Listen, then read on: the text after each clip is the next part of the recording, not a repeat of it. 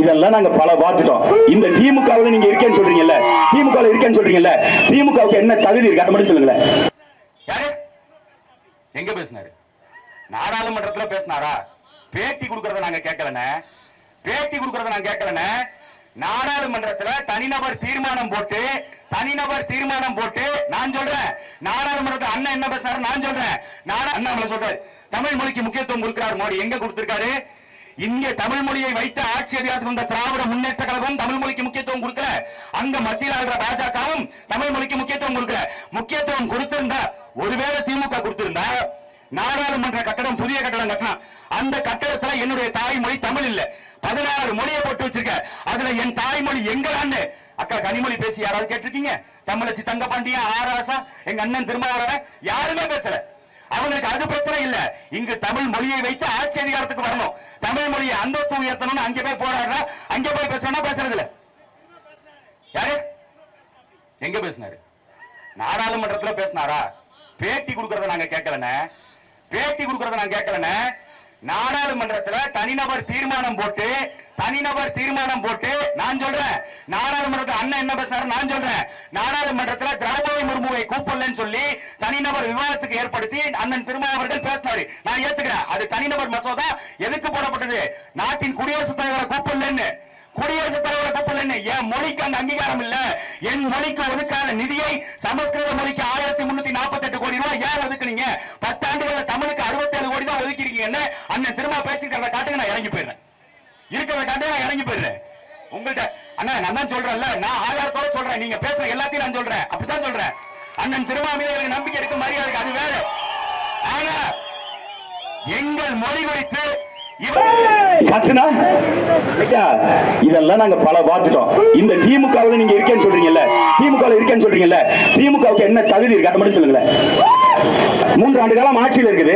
உங்களுக்கு வருமானம் எவ்வளவு சொல்லுங்க? உங்க வருமானம் எவ்வளவு? ஒரு நாளைக்கு 200 ரூபாய். காலையில இருந்து சாயங்காலம் வரைக்கும் முட்டு கொடுத்தா காலையில இருந்து சாயங்காலம் வரைக்கும் போனா 200 ரூபாய். அதை தாண்டி எதற்காக உங்களுக்கு வாக்கு? இத்தனை ஆண்டு காலம் ஆட்சி அதிகாரத்தில் இருந்த நீங்க, 3 ஆண்டு காலம் அதிகாரத்தில் இருந்த நீங்க இந்த மக்களுக்கு வேலை வாய்ப்பு ஏற்படுத்திருக்கீங்களா? இந்த மக்களுக்கு ஏதாவது ஒரு உரிமை பெற்றுக் கொடுத்திருக்கீங்களா? எந்த உரிமையும் பெற்றுக் கொடுக்க வைக்கல. ஆனால் புதிதா வந்து நாங்க செஞ்சிருவோம், புதுசா வந்து நாங்க எல்லாத்தையும் செய்வோம். அதிகாரம் கையில இருக்கு. டி.கே. சிவகுமார் அந்த முதலமைச்சர் சொல்றோம், இந்த துணை முதலமைச்சர் சொல்றா, இங்க இருக்கிற முதலமைச்சர் வாய மூடி இருக்கிறா. நாங்க பேசும்போது திமுக கூட்டம் போட்டு அப்படி கல்ல தூக்கி எறிகிறது, கண்ணாடியை உடைக்கிறது, இந்த மாதிரி வேலையெல்லாம் பாக்குறீங்களா? நீ உண்மையிலுமே ஐயா கலைஞர் கருணாநிதியை நீங்கள் நேசிப்பது உண்மையாக இருந்தால், திராவிட முன்னேற்ற கழகத்தில் இருக்க எங்களுடைய அண்ணன் தம்பிகள், எங்களுடைய சித்தப்பன் பெரியப்பன்கள், உங்களுக்கு நாங்கள் ஒரு கோரிக்கை வைக்கிறோம். உண்மையிலுமே நீங்கள் திமுகவுடைய வாரிசு, அறிஞர் அண்ணாவின் கரம் பிடித்து வளர்ந்தவர்கள், பெரியாரின் வழி நிற்கக்கூடியவர்கள் என்றால், ஐயா ஸ்டாலின் மீது எங்களுக்கு 1000 விமர்சனம் இருக்கலாம். ஸ்டாலின் லூசா இருக்கலாம், ஸ்டாலின் பைத்தியமா இருக்கலாம், ஸ்டாலின் பேப்பர் பார்த்து படிக்கிற ஒரு தற்கொலையா இருக்கலாம். அதை பத்தி எங்களுக்கு பிரச்சனை இல்லை. ஆனாலும் எங்கள் மாநிலத்தின் முதலமைச்சர் 8 கோடி மக்களுடைய பிரதிநிதியை அங்கே பாடகட்டி ஏத்துறாங்கடா பரதேசியா. அன்னைக்கு எங்கடா போனீங்க நீங்க எல்லாம்? அன்னைக்கு எங்க போன? என் மாநிலத்தின் முதலமைச்சர் 8 கோடி மக்களுடைய பிரதிநிதியை பாடகட்டி செருப்பால் அடிச்சு விளக்கமாத்து அடிச்சான கண்ணன். அன்னைக்கு ஒரு கோவம் வரல? எங்கள்கிட்ட ஏறிட்டு வர்றது, எங்கள்கிட்ட சண்டைக்கு வர்றது செய்வா. நாங்க எங்க சித்தப்பன் பெரியப்பா உங்கள்கிட்ட சண்டை போட்டங்களுக்கு ஒண்ணும் இல்ல. நாங்க உங்கள்கிட்ட விவாதிக்க தயாரா இருக்கிறோம். அப்ப காவிரில அந்த உரிமையை பெற்றுக் கொடுக்கிறது உங்களால முடியல. ஒரு சொட்டு தண்ணி கூட இல்லைங்கிறா. நீங்க என்ன பண்ணணும்? எல்லாரும் சேர்ந்து ஒரு சொட்டு தண்ணி கூட எங்களுக்கு இல்லைன்னு சொல்றீங்க காங்கிரஸ், ஒரு சொட்டு தண்ணி கூட எங்களுக்கு இல்லைன்னு சொல்றீங்க திமுக கூட்டணி. உங்களுக்கு இந்த கட்சிகளுக்கு ஒரு ஓட்டு கூட தமிழர் நிலத்துல அப்படின்னு சொல்ற நிலையை நாம உருவாக்கணும். அப்பதான் அவருக்கு பலம் இருக்கும். சொன்னா நந்தவன் போனாலும் அந்த நிலத்தை ஆண்டுகிட்டு இருப்போம். 10ஆவதுக்கு இப்ப குறுக்க மறுக்க ஒருத்தர் ஓடிட்டு திரியிறாரு. அந்த அண்ணாமலை ஐபிஎஸ் படிச்சிருக்காரு. 1967ல வெள்ளக்காரனுடைய ஆட்சி காலத்துல சத்ரபதி சிவாஜி தமிழ்நாட்டுக்கு படையெடுத்து வந்தாருன்னு பேசுறாருங்க. ஐபிஎஸ் படிச்சவரு. 3ஆம் வகுப்பு படிக்கிற பிள்ளைகளை கேட்டா சொல்லும். 3ஆம் வகுப்பு பிள்ளைகளை கேட்டா சொல்லும் 1947ல இந்தியாவுக்கு விடுதலை வந்துருச்சுன்னு. ஆனால் 1967ல சத்ரபதி சிவாஜி இங்க படையெடுத்து வந்தாருன்னா இவர் எப்படி ஐபிஎஸ் பாஸ் பண்ணிருப்பாரு? சரி, அதை கூட விடுங்க.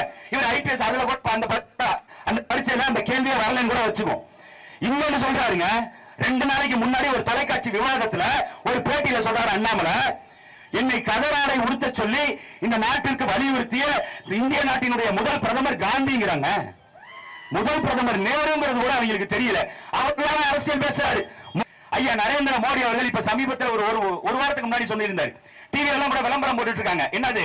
எனது இந்தியா எனது குடும்பம். எது உங்க இந்தியா, எது உங்க குடும்பங்க? கொஞ்சம் சொல்லுங்க, கொஞ்சம் விளக்கமா சொல்லுங்க. எங்களுக்கு தெரியல விளக்கமாறு, கொஞ்சம் விளக்கமா சொல்லுங்க. அதாவது விளக்கமாறுன்னு தான் சொன்னேன். விளக்குமாறு அவர்கிட்ட கோரிக்கை தான் வைக்கிறேன். நான் வந்து அவரை பார்த்து விளக்கமாறுன்னு சொன்னேன். வழக்க போட்டு விட்டுறாதீங்க. அவர் விளக்குமாறு கேட்கறங்க, கொஞ்சம் விளக்குங்க. எனது இந்தியா எனது குடும்பம்னா காலையில தண்ணி கொடுக்க முடியாதுன்னு ஒவ்வொரு முறை கண்ணனை அடிக்கும் பொழுதும் எனது இந்தியா எனது குடும்பம்னு பேசுற நாட்டின் பிரதமர் ஐயா நரேந்திர மோடி. இதுக்கு முன்னாடி பிஜேபி தான் ஆட்சியில் இருந்துச்சாங்க கர்நாடகால. ஒரு வார்த்தை, என் குடும்பத்தை சார்ந்தவன்பா, தண்ணியை திறந்து இருப்பா, ஏன் பாப்பி தண்ணியை நிப்பாட்டி வச்சு ஏமாத்துறவங்கள அப்படிலாம் பண்ணக்கூடாதுப்பா, ஒரே குடும்பம் நம்ம அன்னைக்கு பேசிருக்க வேண்டியதான் நாட்டின் பிரதமர் மோடி. முல்லை பெரியாறுல தண்ணி கேட்கும் பொழுது எங்கள் அக்கா தங்கங்களை அங்கிருந்து சுடுதண்ணியை பிடிச்சு மூஞ்சில ஊத்தி அங்கிருந்து செங்கோட்டை வரை அடிச்சே துரத்தானே அன்னைக்கு நாட்டின் பிரதமர் ஐயா நரேந்திர மோடி. எனது இந்தியா எனது குடும்பம், நாம எல்லாம் ஒரே குடும்பம், தண்ணியை பகிர்ந்து கொடுங்கப்பா, முல்லை பெரியாறு பிரச்சனை வேண்டாம்பான்னு ஒரு வார்த்தை பேசியதுண்டா? பாலாற்றின் குறுக்கே அணை கட்ட பிரச்சனை வரும்பொழுது ஒரு முறை நாடாளுமன்றத்தில் நாட்டின் பிரதமர் மோடி பேசியதுண்டா? 20 தமிழர்கள் 2017 நாளே சொல்ற மாதிரி சுட்டுக்கோ நானே அன்னைக்கு யாராவது பேசி இருக்கிறாங்களா இந்த பெருமக்கள்? எனது இந்தியா எனது குடும்பம்னா எதுவும் இந்தியா சரி, எல்லாத்தையும் விடு. இப்ப தேர்தல் வந்துருச்சு, இப்பவாவது இந்த நரேந்திர மோடி அவர்கள் எனது இந்தியா எனது குடும்பம்னு பேசுற நீங்க, சென்னையில பெருவெள்ளம் வந்துச்சு, தூத்துக்குடி கன்னியாகுமரி தென்காசி மாவட்டங்கள் ஒட்டுமொத்தமா திருநெல்வேலி எல்லா மாவட்டமும் பாதிக்கப்பட்டுச்சு. அங்க வந்தீங்களா? எனது இந்தியா எனது குடும்பம், உன் குடும்பத்தில் இருக்க நாங்க தண்ணீரை தத்தளிச்சமேப்பா, சோத்துக்கு வழி இல்லாம ரோட்ல நின்னமே, பச்சை பிள்ளைகளுக்கு பால் வாங்கி கொடுக்க முடியாம பிஸ்கட் வாங்கி கொடுக்க வக்கு இல்லாம ரோட்ல நின்னமே. அன்னைக்கு நாட்டின் பிரதமர் ஐயா நரேந்திர மோடி வந்து என் குடும்பத்தை நான் பாதுகாக்கிறேன், என் குடும்பத்தை நான் காப்பாற்ற போறேன் அப்படின்னு களத்துல இறங்கி வந்தீங்களா? நிர்மலா சீதாராமன் 2 முறை வந்தாங்களே தமிழ்நாட்டுக்கு, 37,000 கோடி நிதியை முதலமைச்சர் மு க ஸ்டாலின் கேட்டாரு. இதுவரை 1 ரூபாய் காசு கொடுத்திருக்கியா?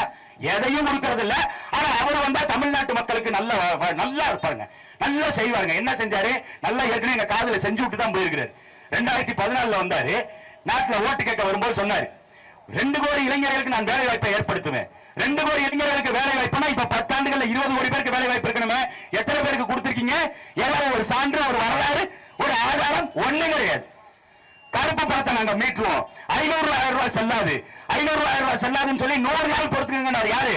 நாட்டின் பிரதமர் நரேந்திர மோடி தான் சொன்னார். 100 நாள் பொறுத்துக்கங்க. 100 நாள் நாங்களும் பொறுத்திருந்தோம்.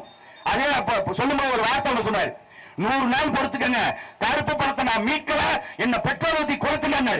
நாங்களும் பெட்ரோல் கார்டை தெரிஞ்ச கடைசி வரைக்கும் நாட்டின் பிரதமர் நரேந்திர மோடி இங்க வரல. இப்ப வர்றாரு தேர்தலுக்கு மட்டும் ஓட்டு கேட்கிறது. எப்படி நம்புவீங்க? நாட்டை பாதுகாப்பதற்கு மோடிக்கு ஓட்ட போடுங்க. எப்படி ஓட்டு போடுறது? அவருக்கு நாட்டை அவர் எங்க பாதுகாத்து வச்சிருக்காரு? 2019 புல்வாமா தாக்குதல். அந்த புல்வாமா தாக்குதலுக்கு காரணமானவர்களை இவர் முன்கூட்டியே கைது செய்திருக்கலாம். அந்த மாநிலத்தை அந்த ஆளுநர் சொல்றாரு, நான் முன்கூட்டியே தகவல் கொடுத்த இந்த நாட்டின் பிரதமருக்கு, முன்கூட்டியே தகவல் கொடுத்த ராஜ்நாத் சிங்க்கு, முன்கூட்டியே தகவல் கொடுத்த அமித்ஷாவுக்கு. ஆனால் புல்வாமாவில் தாக்குதல் நடக்கும் வரை வேடிக்கை பார்த்திருந்தா. எதுக்கு? ஓட்டு அரசியல். காங்கிரஸை காரணம் காட்டி, தீவிரவாதத்தை காரணம் காட்டி எப்படியாவது இந்த ஆட்சி அதிகாரத்தை புடுங்கணுங்கிற வெறியில 49 சிஆர்பிஎஃப் வீரர்களை பலி கொடுத்திருந்தான். இவரும் நாட்டை காப்பாற்ற போறாரா?